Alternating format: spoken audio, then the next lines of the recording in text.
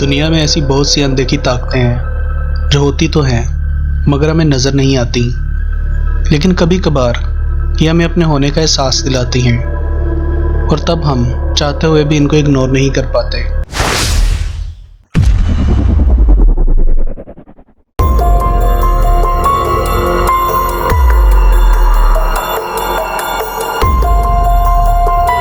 मेरा नाम आयान है। कुछ साल पहले मैं हायर एजुकेशन के लिए गांव से शहर आया था। शहर की बड़ी बड़ी सड़कें और ऊंची ऊंची बिल्डिंग्स हमेशा से ही मुझे बहुत ज़्यादा फैसिनेट करती थी।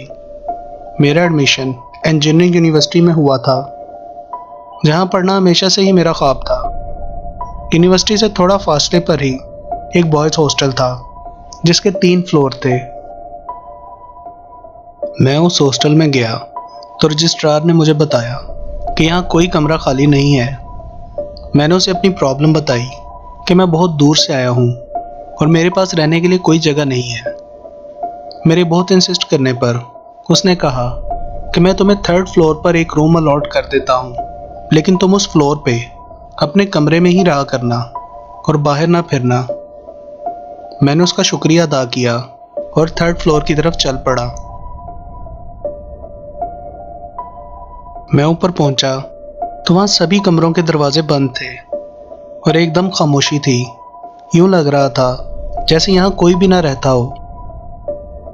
मुझे कमरा नंबर 310 मिला था और मेरे कमरे के बिल्कुल सामने रूम नंबर 333 था। हैरत की बात यह थी कि उस कमरे को हैवी चेन्स और लकड़ियों के साथ इस तरह बंद किया गया था कि कोई उसे खोल ना सके। उस कमरे को देख के मुझे बहुत ज़्यादा हैरानगी हुई, लेकिन मैं इग्नोर करके अपने रूम में चला गया। मेरा कमरा काफ़ी छोटा था, लेकिन मैं इस बात से खुश था कि मुझे इतने बिजी शहर में रहने की जगह तो मिली। नेक्स्ट डे मेरी एक क्लासमेट से काफ़ी अच्छी दोस्ती हो गई। उसने मुझसे पूछा कि तुम गांव से आए हो तो यहाँ पे कहाँ रह रहे हो। मैंने उसे बताया कि मैं पास वाले बॉयज़ हॉस्टल के 3rd फ्लोर पे रह रहा हूँ। वही सुन के हैरान हुआ और उसने कहा कि उस हॉस्टल के 3rd फ्लोर को मनहूस समझा जाता है। कहते हैं कि कोई बुरी ताकत है जो उस जगह रहती है, इसलिए वहाँ पर कोई नहीं जाता। मैंने उसकी बात को मजाक में लिया और कहा ऐसा कुछ भी हकीकत में नहीं होता। तुम किसी दिन मेरे साथ चलना, तुम्हारे सभी शक दूर हो जाएंगे। यूनिवर्सिटी से हॉस्टल जाते हुए मैं सोच रहा था कि शायद मेरे दोस्त की बात कुछ हद तक सही है और इसी वजह से उस फ्लोर पे मेरे अलावा और कोई नहीं रहता। उस फ्लोर के बारे में एक और अजीब बात यह थी कि वहाँ एक अजीब सा आदमी अक्सर फिरता रहता था।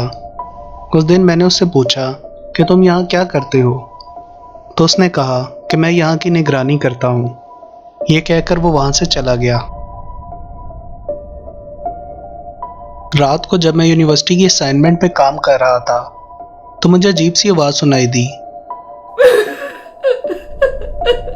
वो किसी औरत की रोने की आवाज़ थी।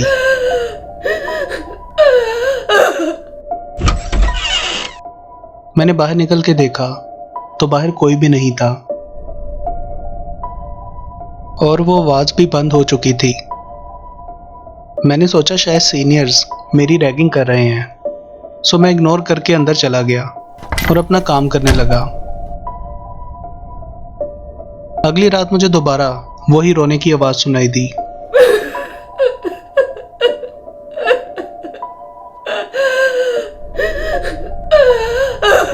मैंने सोचा अब तो हद ही हो गई, मुझे इन लोगों को देखना पड़ेगा। मैंने बाहर जाके देखा तो कॉरिडोर में एक औरत खड़ी थी।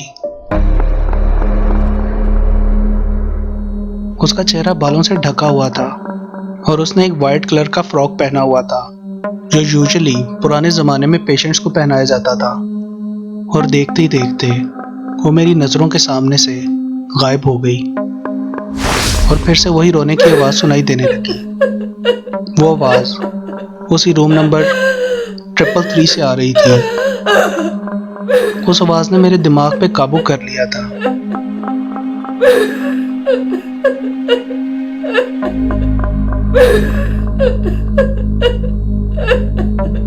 और मैं वो बंद दरवाज़ा खोलने वाला था, तभी अचानक किसी ने कॉरिडोर की लाइट्स ऑन की वो वही आदमी था।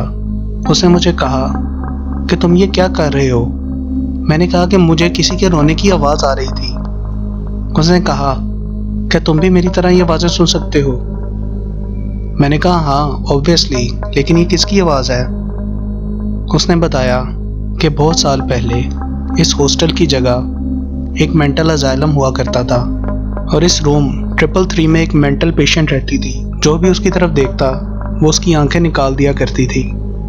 और एक दिन उसने इसी कमरे में अपनी जान ले ली। तब से कमरा बंद है। कहते हैं कि वो कई सालों से इस इंतज़ार में है कि कोई इस कमरे को खोलकर उसे आज़ाद करे। अगर तुम वो दरवाज़ा खोल देते तो तुम्हारी जान चली जाती। मैं अपने कमरे में सारी रात उसी औरत के बारे में सोचता रहा और कुछ दिनों बाद मैंने रहने की कोई और जगह ढूंढी और हॉस्टल को हमेशा के लिए छोड़ दिया।